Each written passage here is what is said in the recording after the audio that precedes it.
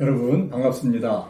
성경대로를 시작합니다. 오늘은 하나님과 겨루어 이긴 야곱에 대해서 말씀을 드리도록 하겠습니다. 지금 창세기부터 복음의 모형과 그림자를 말씀드리고 있고, 이 부분은 예수님이 실체를 이루셨고 우리도 예수님이 이루신 그 실체를 따라 그곳에 연합할 때 모형과 그림자가 우리에게 이루어지는 것이다, 이렇게 말씀을 드리고 있는데요.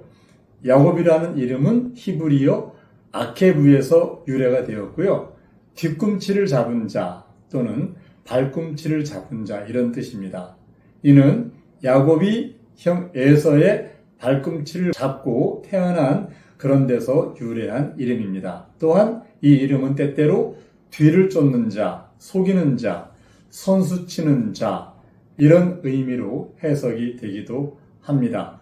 하나님께서는 우리를 부르셨을 때 인간의 생각으로 살아가지 말고 어떤 목적을 이루는 수단도 하나님의 의를 따라서 이루시기를 원하십니다. 그러나 야곱은 하나님이 원하시는 선하고 의로운 방법이 아니고 자신의 꾀로 목적을 이루어 나갑니다.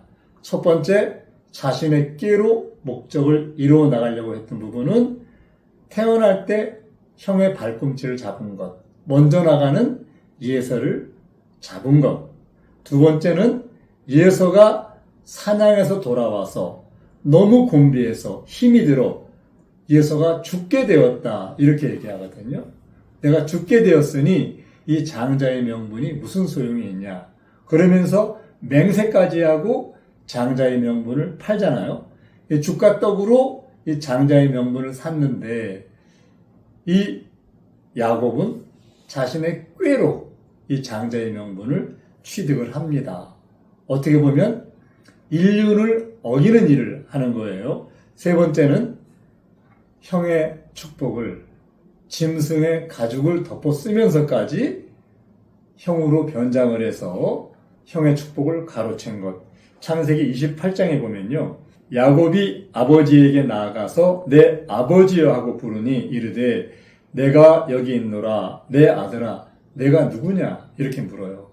왜 그런가 하면 예서에게 짐승 잡아 별미 갖고 와서 내가 먹고 너를 축복하겠다고 했는데 얼마 지나지 않아서 별미를 너무 빨리 가져왔는데 목소리가 예서의 목소리가 아닌 거예요.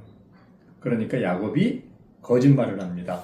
아버지에게 대답하되 나는 아버지의 맏아들 예서로소이다, 이렇게 얘기를 해요.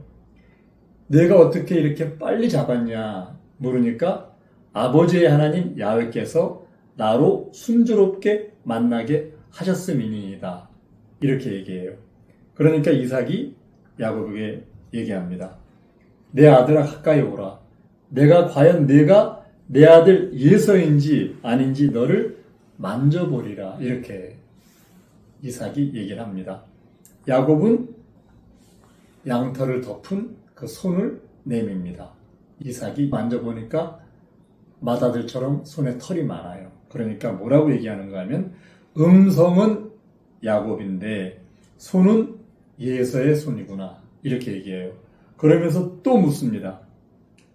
이삭이 이르되 내가 참 내 아들 예서냐? 그러니까 그가 말하기를 대답하되 그러하니이다. 이렇게 장자권의 축복을 받기 위해서 야곱은 자신의 꾀를 가지고 수단과 방법을 가리지 않습니다. 태연하게 거짓말을 합니다. 이제 이삭이 나이가 들어서 죽을 때가 됐는데 예서가 한이 맺힌 거예요. 성경에 보면 한을 풀려한다, 야곱을 죽여서 한을 풀려한다, 이렇게 기록하고 있는데요. 이제 장자의 명분을 순간적으로 그때 너무 가볍게 여겨서 팔아 넘겼는데 나중에 보니까 장자의 명분이 엄청난 거예요.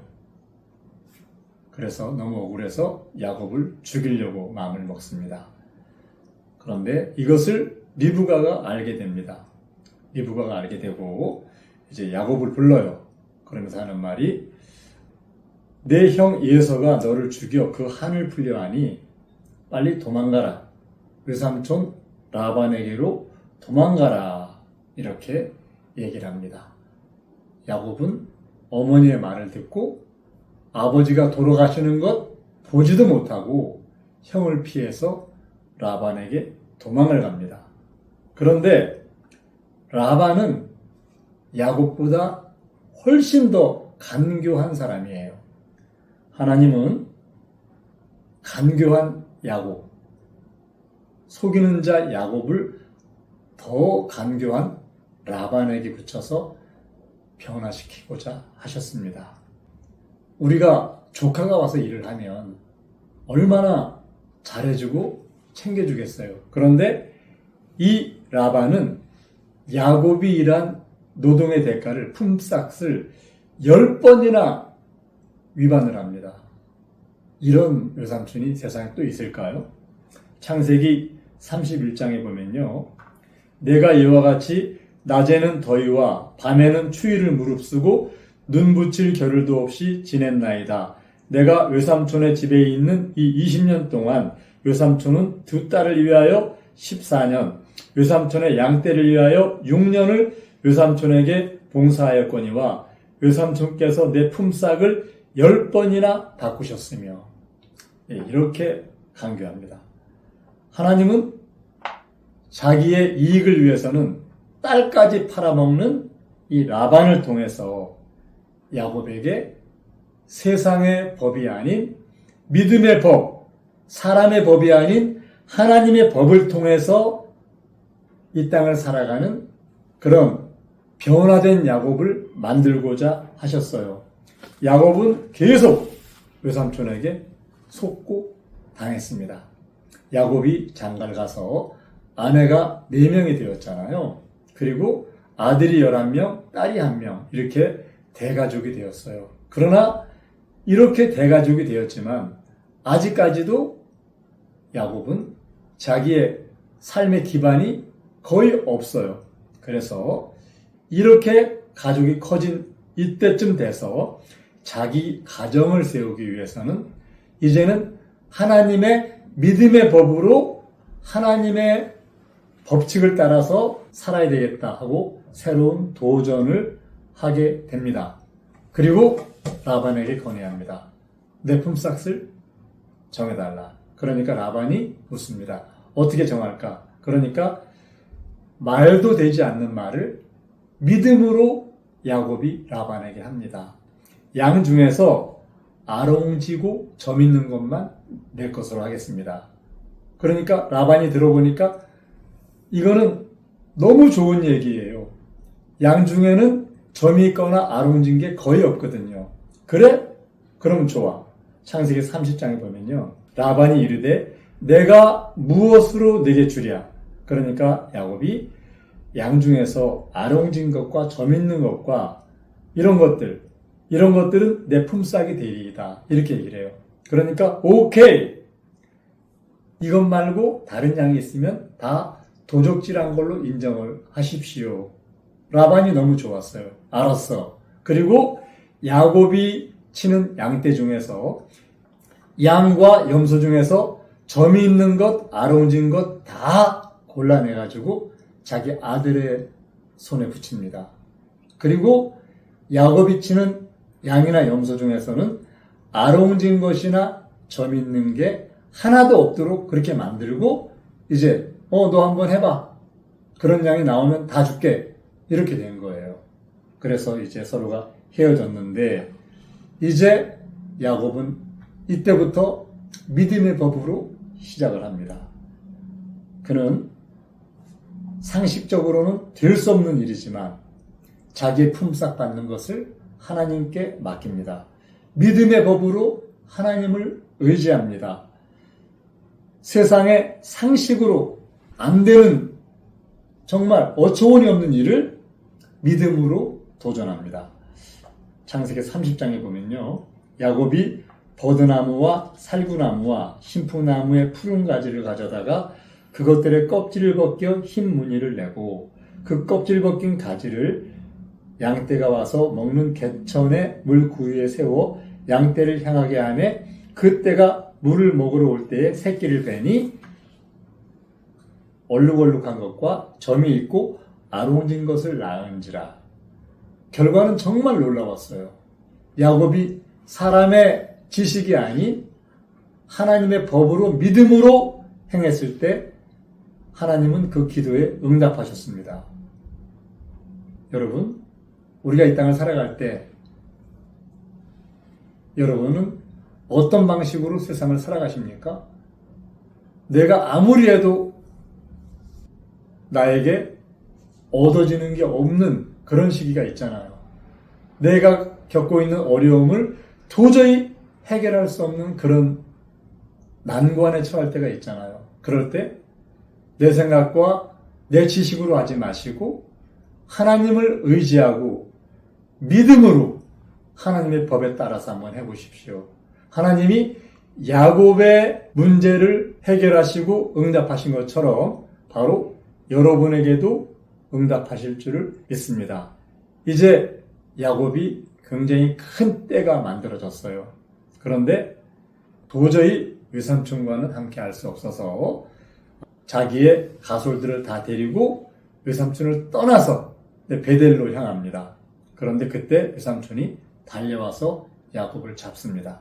그때 야곱이 얘기합니다. 창세기 31장에 우리 아버지의 하나님 아브라함의 하나님 곧 이삭이 경외하는 이가 나와 함께 계시지 아니하셨더라면 외삼촌께서 이제 나를 빈손으로 돌려 보내셨으리이다마는 하나님이 나를 채워주셨다 이렇게 얘기를 해요.